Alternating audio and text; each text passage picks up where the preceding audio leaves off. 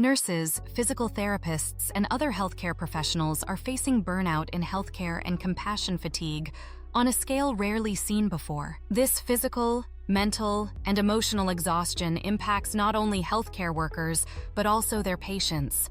Monitor your feelings about your work and those you work with. Your levels of stress are going to change from day to day, and this can also depend on the health of those around you.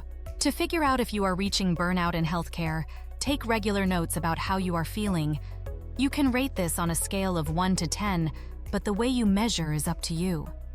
However you decide to go about it, this scale can help you determine how you are feeling on a daily basis.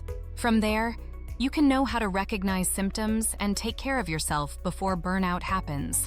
It can be easy to get caught up in the tasks of daily life and forget about taking care of yourself. A lot of us push taking care of ourselves to the bottom of our to-do lists.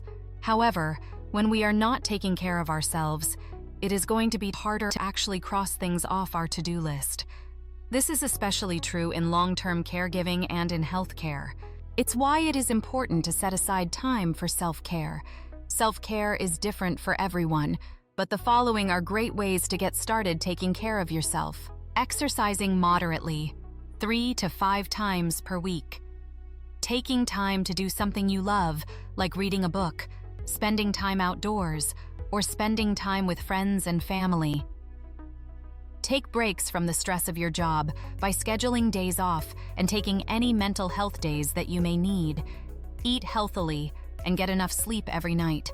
Practice mindfulness such as gratitude, writing in a journal, and meditating. Join a support group. When you join a support group, you are going to be surrounded by people dealing with similar situations to you. They may also feel the burnout fatigue that you are going through as well. Having people next to you that know what you are going through can make a huge difference. The great news is that these support groups are both online and in person, so you can join one that works for your schedule. We are all going to have moments of stress. It is how we handle that stress that can help us avoid compassion fatigue and burnout. Although it can be easy to turn to handle stress in a negative way, it is much more effective and efficient to have positive coping mechanisms in your back pocket for when you get really stressed. Here are some healthy coping mechanisms that you can keep with you. When you are feeling overwhelmed, take a walk. Take deep breaths every few hours at work. Take a hot bath or shower after work to decompress.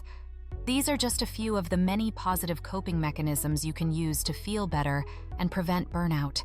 When you have free time, it can be tempting to lie on the couch and do nothing else. While it may feel great at the moment, it is not going to rejuvenate you or make you feel better when you end up going back to work in a couple of days. Instead, you should spend your time off doing something you love. If you love hiking, be sure to schedule a hike on your days off. Do you love knitting? Find time to make this a part of your routine so that you are filling up your free time with things you love. This will rejuvenate you and make you feel better as you return to work. This is because you are doing it for yourself. It isn't related to chores, work, or healthcare. There are ways to cope with compassion fatigue and ways to avoid getting there in the first place. By following these tips, such as spending more time on your hobbies, practicing self-care, and joining support groups, you'll find you get burnout much less than before.